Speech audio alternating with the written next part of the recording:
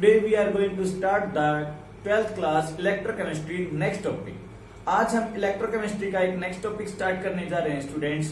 और जैसा कि हम अपने प्रीवियस लेक्चर में स्टडी कर चुके हैं किसके बारे में, कोलराउस लॉ के बारे में। तो कोलराउस लॉ से हमने पढ़ा था कि हम किस प्रकार से वीक इलेक्ट्रोलाइट की कंडक्टिविटी है वो फाइंड आउट कर सकते हैं एट इनफाइनाइट डाइल्यूशन। और I hope students you have make the notes of that video. आप सबने उस वीडियो के नोट्स भी बनाए होंगे। Students, I have given the table in the ending of last lecture. मैंने लास्ट लेक्चर के एंडिंग में बिल्कुल आखिर में एक टेबल दी थी और आप सब स्टूडेंट्स को वो टेबल अपनी फेयर नोटबुक के अंदर अच्छे से बनानी है, क्योंकि उस टेबल के अंदर मैंने आपको वीक इलेक्ट्रोलाइट की जो मोलर कंडक्टिविटी है वो फाइंड आउट करके बता रखी है। उसमें वो टेबल में लिखी हुई है वैल्यूज सभी की, जैसे लिथियम की है, वाटर की है, इन सब की वैल्यू है वो लिखी हुई है। ठीक है, तो वो टेबल हमारी हेल्पफुल होती है कंडक्टिविटी की टर्म में। कई बार एग्जाम में क्वेश्चन डायरेक्टली पूछ लिए जाते हैं 1 मार्क्स के, और वो डायरेक्टली क्वेश्चन के आंसर उस टेबल से दिए जा सकते हैं। तो वो टेबल सभी बच्चे अपनी नोटबुक में बनाने की कोशिश करें। तो चलिए आज के लेक्चर में हम जानने की कोशिश करते हैं कुछ नेक्स्ट टर्म्स के बारे में इलेक्ट्रोकेमिस्ट्री में। डियर स्टूडेंट, कोलार्स लॉ से हमने वीक इलेक्ट्रोलाइट की कंडक्टिविटी के बारे में पता कर लिया, लेकिन आज हम जो केमिस्ट्री है उसका कोलैबोरेशन स्टडी करेंगे विद फिजिक्स, कि फिजिक्स के साथ किस प्रकार से केमिस्ट्री है उसकी सिमिलरिटी आपको देखने को मिलती है। यू हैव स्टडीड स्टूडेंट की बहुत सारे पर्संस आपको बोलते हैं कि केमिस्ट्री और फिजिक्स है वो कंबाइन है, एक जैसी होती है। अब उसको प्रैक्टिकली देखने की भी कोशिश करते हैं। तो फिजिक्स में स्टूडेंट आपने एक कॉन्सेप्ट पढ़ा होगा कि वो फिजिक्स का कॉन्सेप्ट क्या है, उसको हम यहाँ पे यूज करते हैं और यहाँ पे साथ में हमें केमिस्ट्री को भी कैरी करेंगे। Basically I am teaching chemistry only, but that topic comes from the physics, कि वो फिजिक्स का कॉन्सेप्ट है जो केमिस्ट्री में भी यूज किया जाएगा। फिजिक्स में स्टूडेंट आपने एक टर्म पढ़ी होगी, दैट इज पोटेंशियल। सभी स्टूडेंट्स 12th स्टैंडर्ड तक पोटेंशियल के बारे में अच्छे से नोन हो जाते हैं, क्योंकि 10th स्टैंडर्ड में ही पोटेंशियल के बारे में पढ़ाना शुरू कर दिया जाता है टीचर्स के द्वारा। पोटेंशियल का अब मीनिंग क्या होता है, what do you mean bye potential. अब हम पोटेंशियल डिफरेंस पढ़ते हैं, सेल पोटेंशियल जैसे केमिस्ट्री के अंदर हम पढ़ेंगे, बट सबसे पहले बेसिक जानकारी होती है स्टूडेंट, जो स्टूडेंट्स के लिए बहुत ज्यादा जरूरी है। उसका मतलब है कि व्हाट इज ए पोटेंशियल। अगर ये क्वेश्चन पूछ लिया जाता, कोई भी इन्विजिलेटर आता है, अगर आपकी प्रैक्टिकल्स हैं, ठीक है, वाइवा वगैरह होता है, उसमें ऐसे ऐसे क्वेश्चन पूछे जाते हैं कि व्हाट इज पोटेंशियल, पोटेंशियल ही क्या होता है। तो चलिए जानने की कोशिश करते हैं पोटेंशियल क्या होता है। इसके लिए एक हम एजम्पशन मानते हैं, छोटा सा एक एग्जांपल देके आपको समझाने की कोशिश करेंगे कि पोटेंशियल हमारा होगा क्या। लेट अस कंसीडर कि हमने एक फिक्स्ड पोजीशन, एक बॉडी मान ली है कोई भी पार्टिकुलर पोजीशन पे, ठीक है, कोई हमें पता है ये डिस्टेंस कितनी है और इस डिस्टेंस को हम जानते हैं, पर्टिकुलर डिस्टेंस हमारी नॉन डिस्टेंस है। हमने एक पोजीशन मान ली जिसको हम क्या बोलते हैं, इनफाइनाइट, यानी इंफिनिटी। हमने कोई भी पोजीशन मान ली है, वहां पर हमारा कोई भी चार्ज पार्टिकल है, प्लस माइनस कोई भी चार्ज मान लो, नेगेटिव या पॉजिटिव कोई भी चार्ज, हमारा यूनिट चार्ज वहां पे रखा हुआ है। अब पोटेंशियल क्या होगा, what do you mean bye potential. अगर इस चार्ज पार्टिकल को वहां से ब्रिंग करके, यानी वहां से लेकर के इस फिक्स्ड पोजीशन तक लाया जाता है, यानी कि उस पोजीशन से कुछ वर्क करवा करके, कुछ एनर्जी कंज्यूम करके, पावर लगा कर, कुछ एनर्जी अप्लाई करके इस पार्टिकल को हम कहां पे ले आते हैं, बी पॉइंट तक, यानी एक फिक्स्ड डिस्टेंस तक ले आते हैं। उसमें जितना वर्क डन होता है उसी को हम क्या बोलेंगे, पोटेंशियल बोलेंगे। सिंपल टर्म में समझ सकते हैं, it is the amount of work done with respect to charge to bring a charge particle from infinite position to fixed position. Simple है, बिल्कुल आसान है कि एक चार्ज पार्टिकल को इनफाइनाइट डिस्टेंस पे वो रखा गया था, हमने क्या किया, ब्रिंग किया है फिक्स पोजीशन तक, और जितना उसमें वर्क डन हुआ वही हमारा क्या होगा, पोटेंशियल होगा। यानी पोटेंशियल को अगर हम V से डिनोट करते हैं तो पोटेंशियल क्या होगा, वर्क डन बाय चार्ज। ये हमारा सिंपल पोटेंशियल होता है कि एक यूनिट चार्ज को इनफाइनाइट से फिक्स्ड पोजीशन तक लेकर आते हैं, उसी को हम क्या बोलेंगे, हमारा पोटेंशियल बोलेंगे। यहां तक क्लियर है। और पोटेंशियल की यूनिट आपको पता भी है, पोटेंशियल की यूनिट नहीं पढ़ते हम पढ़ेंगे पोटेंशियल डिफरेंस की, ठीक है। यहां तक हम पोटेंशियल के बारे में अच्छे से जान गए हैं, अब कोई भी कंफ्यूज नहीं रहेगा कि पोटेंशियल होता क्या है। तो पोटेंशियल का मतलब क्या है कि किसी बॉडी को इनफाइनाइट से फिक्स्ड पोजीशन तक लाने के लिए जो वर्क डन करवाया जाएगा उसी को हम पोटेंशियल बोलेंगे। चलिए अब जानते हैं पोटेंशियल डिफरेंस होता क्या है।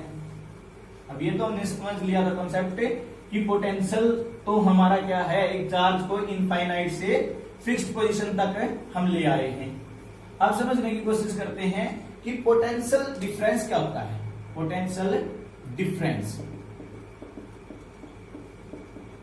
ठीक है, पोटेंशियल डिफरेंस को हम केमिस्ट्री की टर्म से भी समझ सकते हैं। It is the difference in potential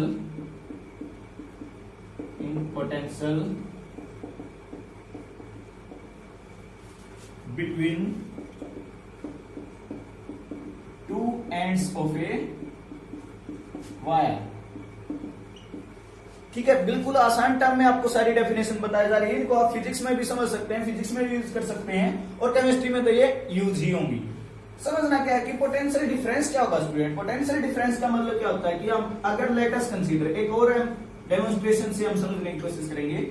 हमने कोई मेटल का वायर मान लिया, मेटल वायर है ये, हमने जूम करके दिखाया इसको थोड़ा सा, इसलिए ये मेटल का वायर है। ओके, अब हमने देखा कि इसके अंदर फ्री इलेक्ट्रॉन तो होते हैं, जो हमने आपको बताया था मेटेलिक कंडक्टर के बारे में प्रॉपर्टी बताई थी। मेटेलिक कंडक्टर में आपने क्या पढ़ा था कि फ्री इलेक्ट्रॉन ही करंट को फ्लो करवाने के लिए रिस्पॉन्सिबल होते हैं। अब देखते हैं कि मान लो यहां पर जो फ्री इलेक्ट्रॉन है, यानी कि इलेक्ट्रॉन को मैं ई से ही डिफाइन कर देता हूं,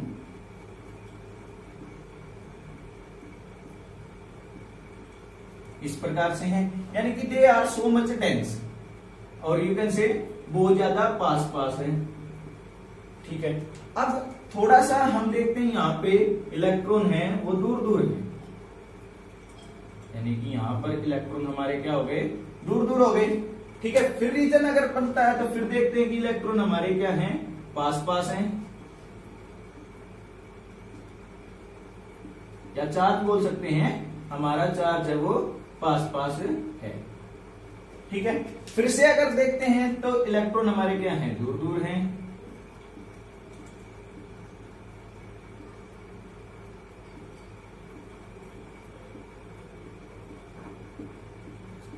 इस प्रकार से। तो यहां पे आप देखने की कोशिश करें स्टूडेंट, समझने की कोशिश करनी है कि हमारा यहां पर क्या हुआ, इस रीजन के अंदर क्या हुआ, डेंस हुआ, डेंस चार्ज है। नेक्स्ट रीजन में क्या है, रेयर। अगर आप रेयर इसको बोलते हैं, रेयर चार्ज है।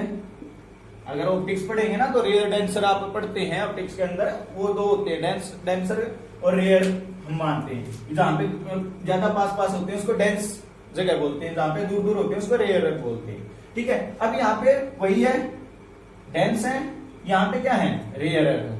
तो अब क्या हुआ, it is the difference between the charge. Potential difference को आपको याद क्या करना है, it is the difference in potential between two ends of a wire. मान लो ये एक एंड है ए और ये एक एंड है बी, तो इनके बीच में जो पोटेंशियल का डिफरेंस रहेगा उसी को हम स्टूडेंट क्या बोलते हैं, that is called potential difference. उसी को हम क्या बोलेंगे, पोटेंशियल डिफरेंस बोलते हैं। और इसको मेजर करते हैं, it is measured in volt. ठीक है, इसको हम मेजर करते हैं वोल्ट के अंदर। तो ये टर्मिनोलॉजी थी हमारी किसकी, फिजिक्स की, जो फिजिक्स के अंदर हम ऑलरेडी जानते हैं। इसको फिर से हमने रिवाइज कर लिया, फिजिक्स में भी यूज कर सकते हैं। अब हम बात करते हैं next topic, that is cell potentials के बारे में।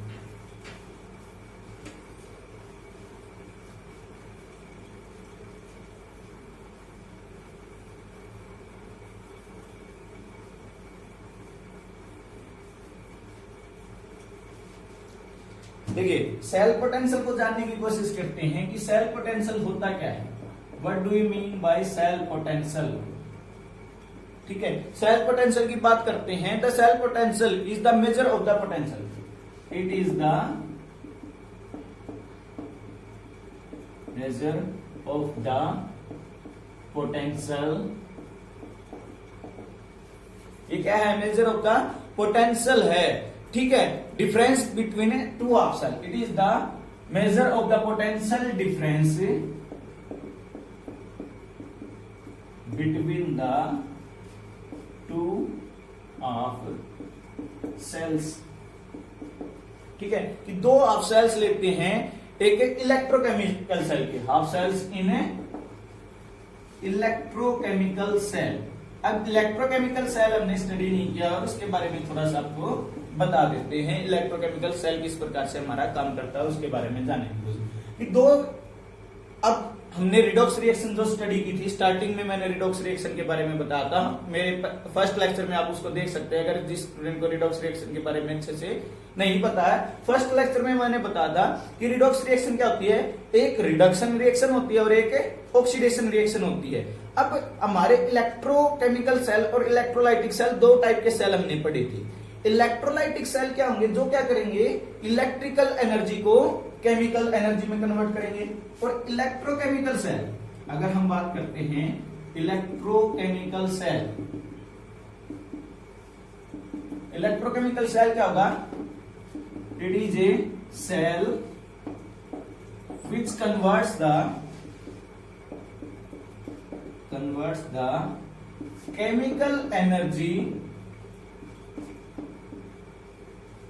Into electrical energy. यानी कि इलेक्ट्रोकेमिकल सेल क्या होगा, इनवर्स हो जाएगा, बिल्कुल उल्टा होगा इलेक्ट्रोलाइटिक का। कि इसमें हम क्या करेंगे, केमिकल एनर्जी को किस में कन्वर्ट कर देंगे, इलेक्ट्रिकल एनर्जी में। यानी कि केमिकलों से एनर्जी बनी तो इलेक्ट्रोकेमिकल एनर्जी, इलेक्ट्रिकल एनर्जी से केमिकल में चेंज हुआ तो इलेक्ट्रोलाइटिक सेल। बात समझ पा रहे हैं। इलेक्ट्रोलाइटिक में तो आपको याद रखना है कि उसमें क्या होगा, एनर्जी, इलेक्ट्रिकल एनर्जी हम सप्लाई करेंगे। और इलेक्ट्रोकेमिकल सेल क्या होगा, उससे इलेक्ट्रिकल एनर्जी हमें गेन करेंगे। That is the difference between electrochemical cell and electrolytic cell. एक और बात करते हैं स्टूडेंट की इलेक्ट्रोलाइटिक सेल। अब इलेक्ट्रोकेमिकल सेल हमने समझ तो लिया, सेल पोटेंशियल के बारे में भी हमने समझ लिया और सेल पोटेंशियल को भी मेजर किया जाएगा वोल्ट के अंदर।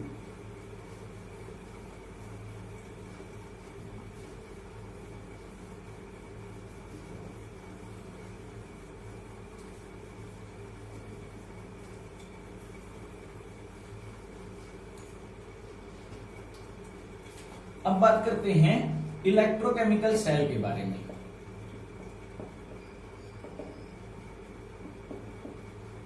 और साथ में कंपेयर कर लेते हैं इलेक्ट्रोलाइटिक सेल को भी। ठीक है, अब इलेक्ट्रोकेमिकल सेल को एक प्रकार से तो हम क्या बोल सकते हैं, गैल्वेनिक सेल। ये चीज भी आपको याद रखनी है, इसको गैल्वेनिक सेल भी हम बोल देते हैं। इलेक्ट्रोलाइटिक को इलेक्ट्रोलाइटिक ही बोलते हैं। अब बात करते हैं इन दिस सेल, इस सेल में पहली बात तो हमने क्या पढ़ी, केमिकल एनर्जी, यानी कि केमिकल एनर्जी कन्वर्टेड इनटू, आप इसको फुल फॉर्म लिखेंगे, कन्वर्टेड इनटू इलेक्ट्रिकल एनर्जी। यानी कि सीई हमारी केमिकल एनर्जी है वो कन्वर्ट हो गई है इलेक्ट्रिकल एनर्जी के अंदर। इलेक्ट्रोलाइटिक सेल में क्या करते हैं, in this cell electrical energy converted into chemical energy. यानी कि इसमें आप लिखेंगे E that is converted into C, यानी कि इलेक्ट्रिकल एनर्जी कन्वर्ट होगी केमिकल एनर्जी के अंदर। ठीक है, अब सेकंड पॉइंट की बात करते हैं, हमारा फर्स्ट हो गया है। सेकंड पॉइंट अगर देखते हैं तो in this cell oxidation and reduction take place in two different beaker. ठीक है, ऑक्सीडेशन और रिडक्शन इसमें याद रखना है अलग अलग होगी। यानी कि एक कंटेनर एक बीकर में ऑक्सीडेशन होगा, एक बीकर में रिडक्शन। इसमें आपको क्या लिखना है, in this oxidation and reduction take place in same container, same beaker लिख सकते हैं या कंटेनर। इसमें दोनों की दोनों इलेक्ट्रोलाइटिक को हम पढ़ चुके हैं, एक ही कंटेनर में होती है, एक ही बीकर के अंदर हमारी दोनों रिएक्शन हो जाती हैं। आगे चलते हैं, आगे समझने की कोशिश करते हैं।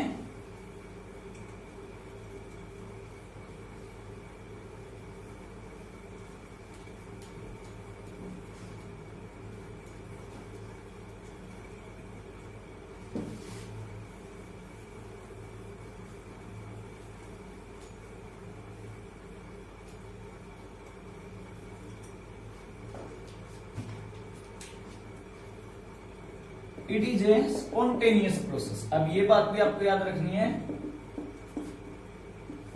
इसके अंदर जो प्रोसेस होगी वो क्या होगी, स्पॉन्टेनियस होगी। स्पॉन्टेनियस प्रोसेस के बारे में जानते हैं कि ऐसी प्रोसेस जो अपने आप होती रहे उसको हम क्या बोलेंगे, स्पॉन्टेनियस प्रोसेस बोलेंगे। जबकि इसके अंदर क्या होगा, it is a non spontaneous process.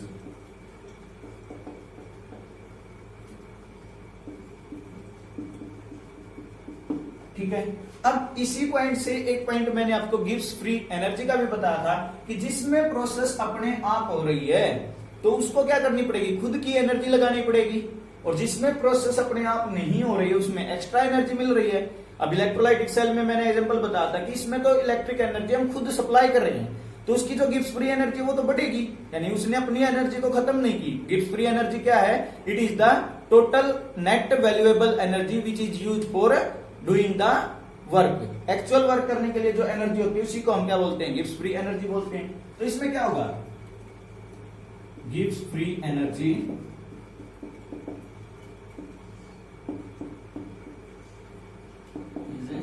Negative. Negative होगी, इसमें क्या होगा, गिब्स फ्री एनर्जी हमारी क्या हो जाएगी,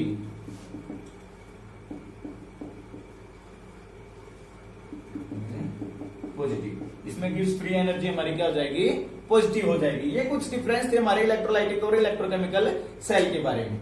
अब हमने इलेक्ट्रोकेमिकल सेल को पढ़ा भी नहीं है, लेकिन हमने कुछ प्रॉपर्टी है वो इलेक्ट्रोलाइटिक से समझ ली कि इसमें इसका उल्टा होने वाला है सब कुछ, कि जैसा हमारा इलेक्ट्रोलाइटिक सेल था उससे बिल्कुल अपोजिट वे में हमारा क्या चलेगा, इलेक्ट्रोकेमिकल सेल चलेगा। बिल्कुल ठीक है। अब एक बिल्कुल छोटा सा और बेसिक सा क्वेश्चन पूछ लेते हैं जो आपने फिजिक्स में भी स्टडी किया होगा और फिजिक्स में भी आप उसके बारे में जानते हैं। उस क्वेश्चन को भी हम जानने की कोशिश करते हैं। क्वेश्चन है, आपने पढ़ा होगा व्हाट इज ईएमएफ। ये आप जानते हैं ईएमएफ क्या होता है, फिजिक्स में आप निकालते हैं, ठीक है। और एक क्वेश्चन आता है व्हाट इज सेल पोटेंशियल, ठीक है। What is EMF and what is cell potential. अब एक मिनट के लिए वीडियो को पॉज करें और ये देखने की कोशिश करें कि व्हाट इज ईएमएफ क्या होता है और सेल पोटेंशियल क्या होता है। अपने आंसर को राइट कर ले एक बार यहां तक, क्योंकि ये आपकी प्रीवियस क्लासेस की नॉलेज के बेस पे ही क्वेश्चन पूछा जा रहा है।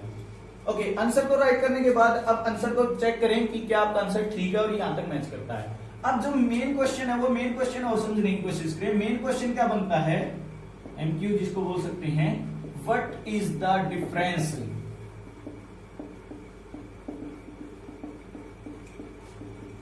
Between EMF of a cell and cell potential. अब ये बिल्कुल अच्छा और बेसिक क्वेश्चन है, लेकिन इंपॉर्टेंट बहुत ज्यादा है और बहुत सारे बच्चे इस क्वेश्चन में कंफ्यूज होते हैं। तो ट्राई करें, एक बार वीडियो को पॉज करें और इस क्वेश्चन का आंसर भी अपनी तरफ से लिखने की कोशिश करें और उस आंसर को मुझे भी सेंड करें। I want to check that answer की आप सब बच्चे कितना इस क्वेश्चन को समझते हैं और कितना इसके बारे में जानते हैं। चलिए अब इस क्वेश्चन का आंसर देखते हैं। देखो, ईएमएफ, पहली चीज तो आपको ईएमएफ की फुल फॉर्म भी पता होनी चाहिए। What do you mean bye EMF.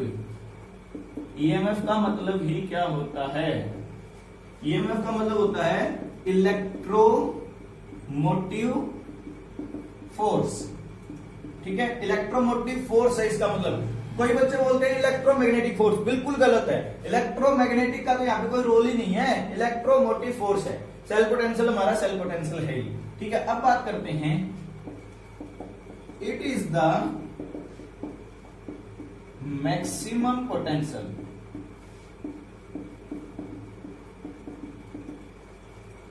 Produced by a cell when circuit is open। अब सर्किट इज ओपन ये आपने फिजिक्स में पढ़ा है, ठीक है। It is the difference in potential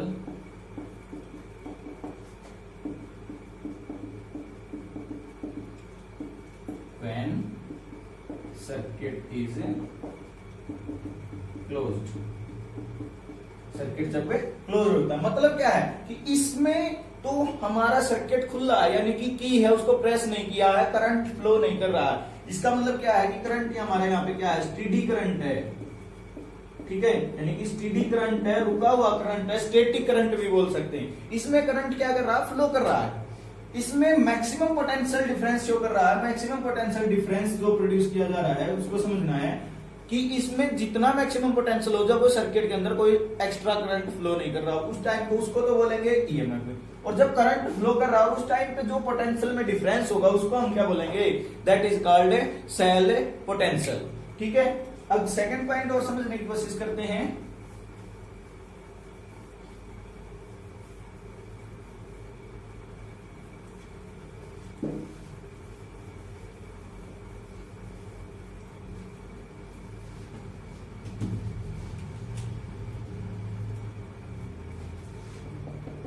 EMF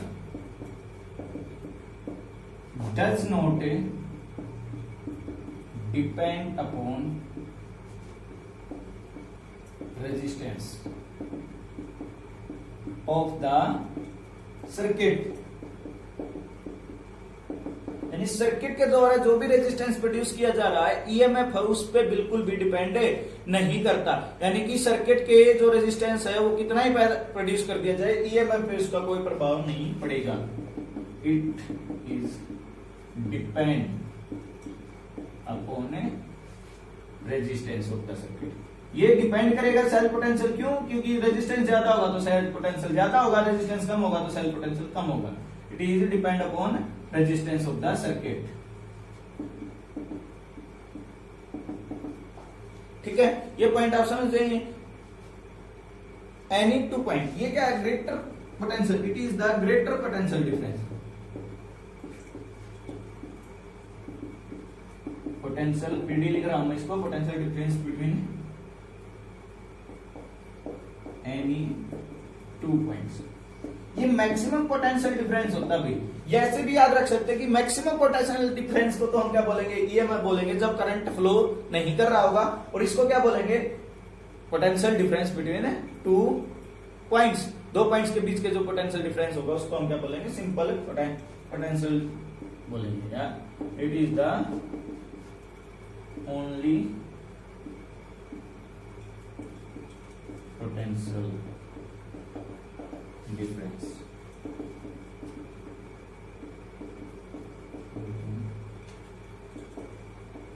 to any points. दो पॉइंट्स के बीच में नॉर्मल होता है, मैक्सिमम भी हो सकता है। मैक्सिमम तब ये हो जाएगा उसी टाइम पे इसको ईएमएफ बोलेंगे। यानी कि जब ये क्या हो जाएगा, मैक्सिमम हो जाएगा, उस टाइम पे सेल पोटेंशियल को हम क्या बोल सकते हैं, ईएमएफ बोल सकते हैं। यानी इट इज मैक्सिमम। जब ये मैक्सिमम हो जाता है उसी को हम क्या बोलते हैं, ईएमएफ बोलते हैं। ठीक है, नेक्स्ट पॉइंट देखते हैं student.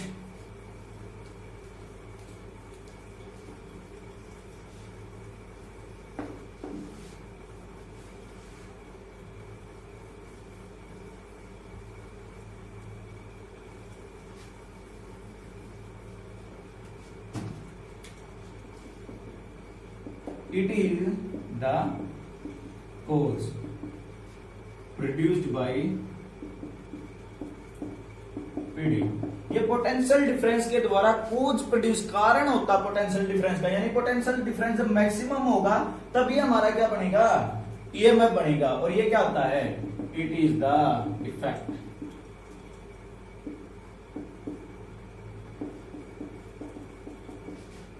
Produced by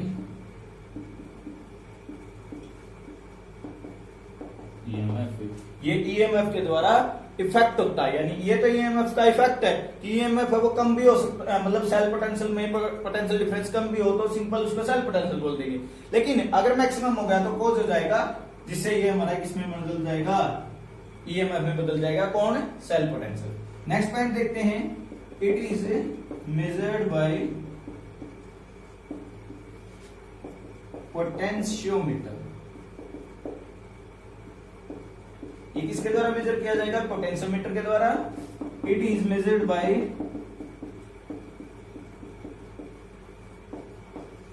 voltmeter. ठीक है, ये याद रखना, पोटेंशियोमीटर यूज करता है measure the EMF of cell, ये ईएमएफ मेजर करता है। वोल्टमीटर वोल्टेज मेजर करता है एक सेल की, ठीक है। तो ये वोल्टमीटर सेल पोटेंशियल को मेजर करेगा, पोटेंशियोमीटर ईएमएफ को मेजर करेगा। ये चीज आपको याद रखनी है। तो these are the common difference between the cell potential and EMF of a cell. EMF of a cell के बीच में और सेल पोटेंशियल के बीच में ये हमारा डिफरेंस है।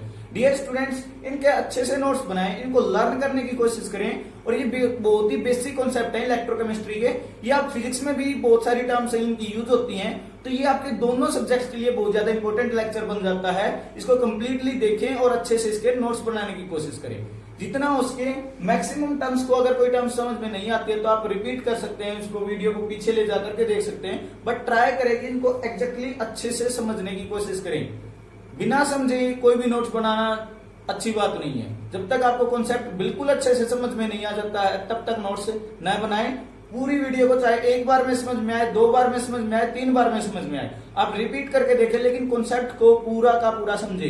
ये बिल्कुल बेसिक कॉन्सेप्ट हैं और ये कॉन्सेप्ट अगर आपको आ जाते हैं स्टूडेंट, तो आप आगे अपनी फर्दर स्टडी के लिए जेईई में या नीट वगैरह में ये बहुत ज्यादा हेल्पफुल करते हैं। अगर आप कोई अच्छा एग्जाम क्रैक करना चाहते हैं तो उसमें भी यही चीजें सबसे ज्यादा इंपॉर्टेंट रोल प्ले करती हैं। तो उसके लिए इनको अच्छे से नोट डाउन भी करें और इनको लर्न भी करें। Thanks for watching this video. Thank you so much.